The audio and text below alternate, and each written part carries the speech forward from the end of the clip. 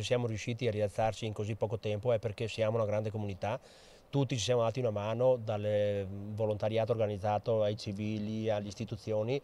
Questo è quello che resta, quando si parla di città resiliente probabilmente bisognerebbe portare questo esempio. Si lavora ancora a Feltre sul post emergenza Vaia, i nastri di partenza e alcuni interventi strutturali, ma il lavoro, avverte l'assessore Adis Zatta, sarà ancora lungo e soprattutto oneroso. Premessa necessaria la presentazione del piano triennale delle opere pubbliche dell'amministrazione Perenzin, un lavoro ambizioso che sposa gli impegni del programma elettorale. Da una parte l'enorme lavoro per la valorizzazione del nostro patrimonio storico, artistico e culturale, quindi tutta la partita del centro storico per spingere a crescere sul turismo.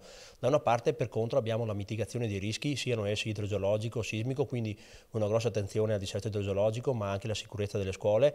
Abbiamo una grossa partita di investimento sulla mobilità dolce e quindi le piste ciclabili e quant'altro. 9 milioni e 300 mila euro per il 2020, 7 milioni e mezzo nel 2021 e quasi 5 milioni per il 2022. Sul piatto ci sono quasi 22 milioni per interventi che vanno dall'efficientamento energetico delle scuole di Vignui alla regimazione delle acque di Villa Paiera e Villa Bruna, la manutenzione straordinaria del Palaghiaccio, il terzo stralcio del museo civico, la riqualificazione di Piazza Maggiore e la sistemazione del Belvedere. Tutto questo senza contare gli effetti del post Vaia, che hanno già attivato nel territorio comunale oltre un centinaio di cantieri e per i quali sono previsti nel solo biennio 2020-2021 altri interventi per 1,5 milioni di euro.